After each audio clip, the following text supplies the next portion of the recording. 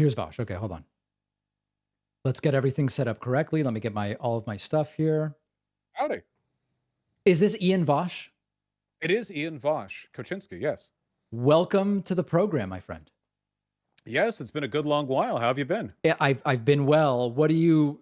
I'm guessing you know people have been reporting to me that while your and my political views differ, we both agree that tonight it would be better if Republicans didn't win everything and send us off a cliff of dystopian authoritarianism and vote stealing and election stealing into 2024. Do I understand that correctly?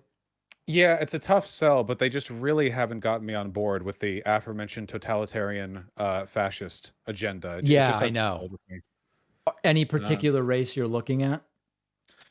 I think I'm just kind of blearily looking at the entire thing with my eyes kind of like fuzzing out. I Yeah. think there are so many that I've looked at on the off time that it's difficult to concentrate. I mean, probably Warnock feels like the most Yeah. immediately um gripping race, I guess.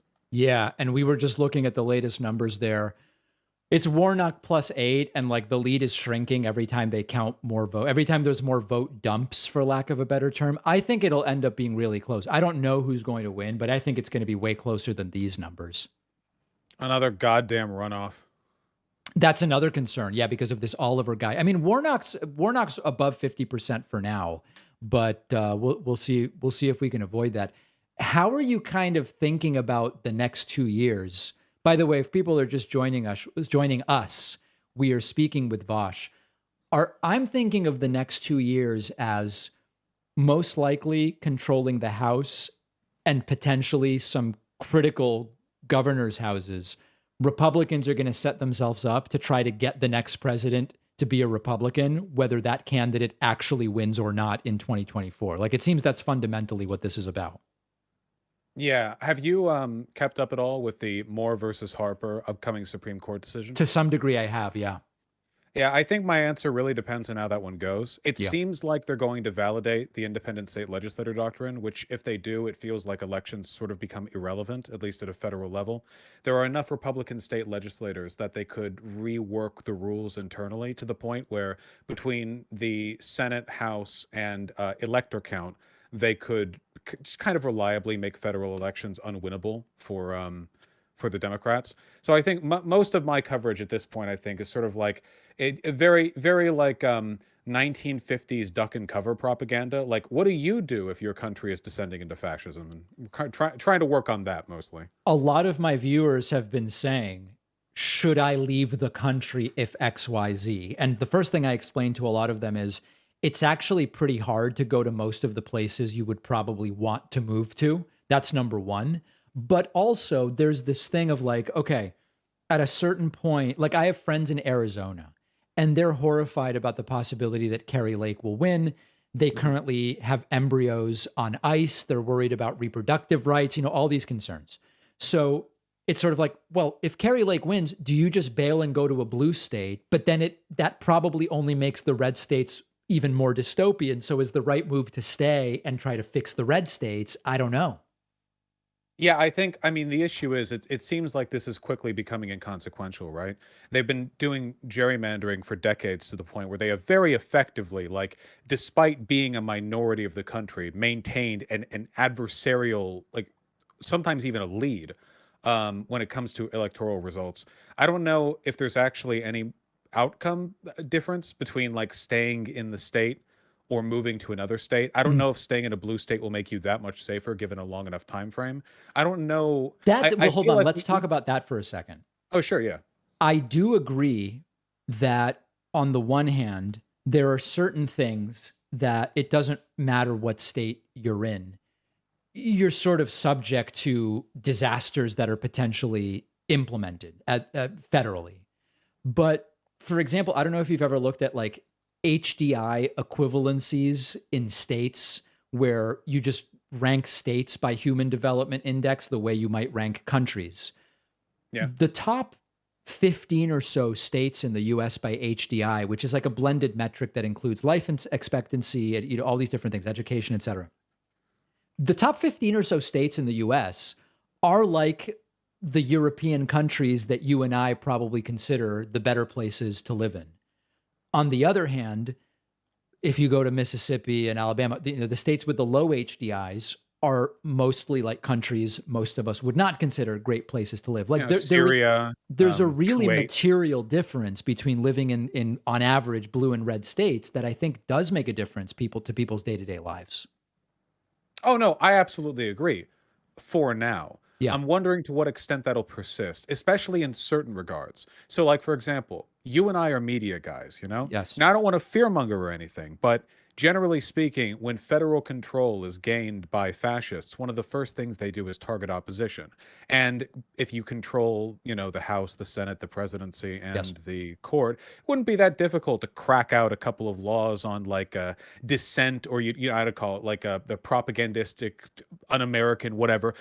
It's pretty easy to get the right people quickly when they have that power. Now, if you're like a regular Joe, like an average person in the United States, like there's no reason you'd have a target over your head. Yeah. I think you should try to maximize your own well-being. I don't think it's fair, especially like, man, imagine like you set up to live in like Alabama in the vain hope that one day it flips blue or something, and then Right. you have a kid and that kid ends up being gay, and it's like, well, like so much human misery. I don't know if that's a good like long-term strategy. No, I agree. And especially now, having a baby. I don't know if did you know I had a baby? Yeah, and congratulations, Thank by you. the way. Especially with that now, the idea of like sticking it out someplace that sucks and where like things would be worse for my kid because it sort of feels like the right thing to do. It's sort of like it's not going to happen. You know what I mean? We have these limited lifespans, and the idea of saying, well, I'm going to subject my kid to a horrible right-wing dystopia because I kind of like hope that it's better in 20 years. It's just a no. I don't know how else to say it. It's pretty regionally biased too, right? If you already live in California and it's like, oh, well, why not move over to Utah to make it better? Well, fuck, why not move over to like Syria to make it better? Like, Right. technically a highly educated, relatively wealthy, progressive, American in like Bangladesh would probably have a pretty outsized effect in their local political, Yeah. yeah. So, but like, no, obviously we can't do that. We're not like liquids that fill a container or pour it into, we're going to live where we're comfortable. I'm more concerned with like in the long run, like how do we get our communities or as many Americans as possible, like how do you tell them like to knuckle down and get ready for what might be like a proper end to our democracy? Because a lot of them are going to survive it, but that doesn't necessarily mean they're going to have a great time during it. No, absolutely, for sure. And in particular, with the confluence of what's happening here, which is it's the policy stuff, like the views on reproductive rights and non-discrimination and the rights of it's that, and then it's also like they don't really seem to have much of a problem with the candidate that gets fewer votes assuming power, and so it's not just issue oriented. Like at one point, it was just about like, oh, education's better or worse here versus there, and increasingly now it's so much broader than that, and it comes down to just like, do you even generally believe that the will of the people should prevail? The answer is increasingly no, and I feel bad for people that are in a lot of these parts of the country. Yeah, and yeah, it's really difficult because interpersonally and like politically, these environments can feel really different. I've been to the South enough to know that people who would probably vote to have me put in a camp for liking men would probably also, if I just hung out with them for a day, be really, really friendly, even if they knew that I was interested in men. So the experience of like the outsized political effects of these groups versus knowing them interpersonally, it can make it really difficult to know where a person should live to be safe. I don't know if there are any easy answers there. It's just unfortunate because it feels like we've kind of run out the clock on electoral viability when it comes to pushing back against this. The Without a Dems are doubt. just not as underhanded as the Republicans are. Without a doubt. And the entire Michelle Obama, like when they go low, we go high sort of thing. I think that there's two categories here where on the one side, there are absolutely tactics that I would never want to stoop to in order to win, even if you can justify the ends, which is you're preventing absolutely depraved, horrible people from taking power. And so, certain types of dishonesty and lying, criminality, manipulating voting machines, it's just no, we just absolutely shouldn't do that. On the other hand, some of the stuff, like using slogans and framing that are, not completely accurate, all this other stuff, it's like we absolutely need to be better. And they pour money into a lot of this stuff, and the left doesn't, and the left loses as a result. Oh, yeah, the when things go down as bad as they're going to, Democrat abstemiousness is going to be one of those like historical tut-tut lessons people are learning about in the future, because this really makes like the social democrats in Weimar, it really gives them a run for their money, right? Republicans have been so open in so many ways, but like very clearly, like democracy means nothing to us.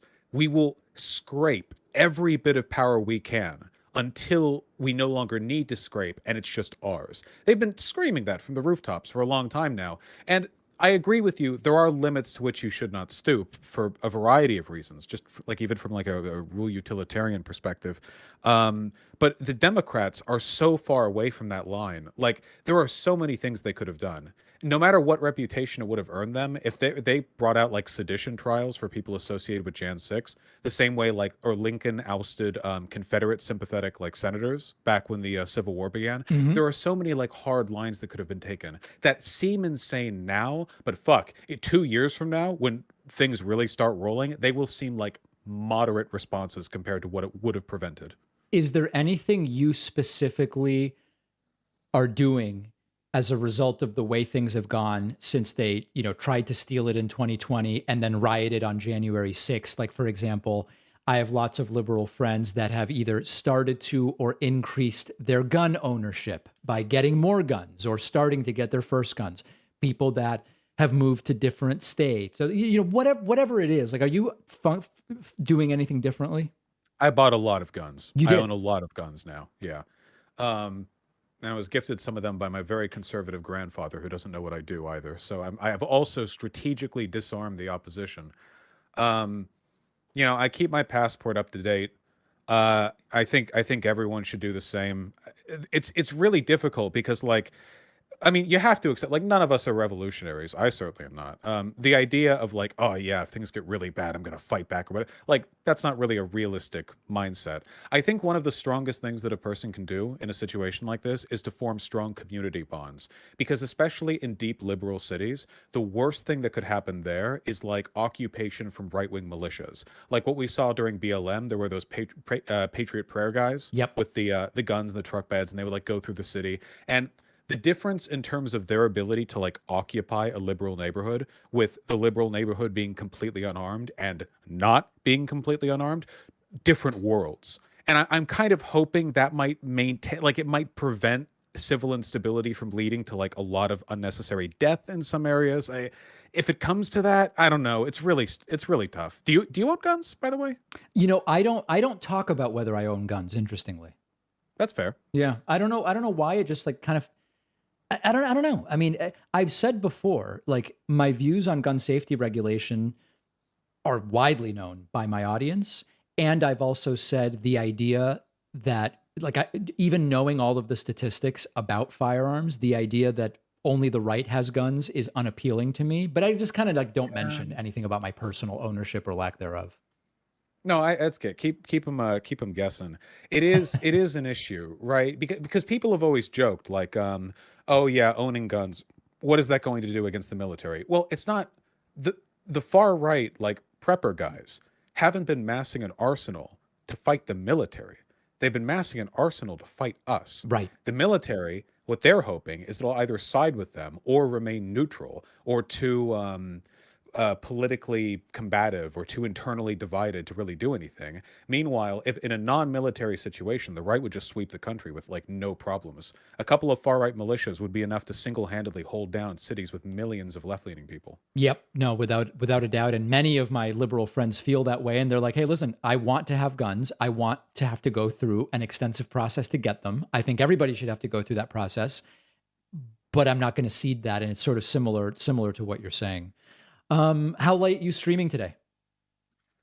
I'm probably going to go to at least 8 tonight. I'm going to keep going for as long as there's any question about the results of these votes, which I imagine will take a couple of days in some races. Yep. I find that this is more of a cultural exercise than anything because a lot of it is about direction, right? Like, what do you do after Dems lose to Reagan back in, like 80 or something, right? Yep. Yeah, well, better luck next time. We might not get it next time. So I ask you, you know, knowing knowing things as they are, what's on the table, what have you been talking about? I mean, beyond the individual races, like when you look forward to the future, what do you see? I see tonight or this election, whenever the results are known, as a potential inflection point where there's the story that up until now has been going back to the civil rights era. The Republican Party has become increasingly cartoonish and extreme and divorced from policy. And, we go through the whole story where it's Gingrich in 94 and then Bush and then Obama sort of coalesces more overt racism and xenophobia, and then Trump, and then, okay, then they tried to take it in 2020. The inflection point now was Biden in 2020 a permanent turning away from the cliff, and things will kind of slowly normalize a little bit where we get back in the direction of democracy?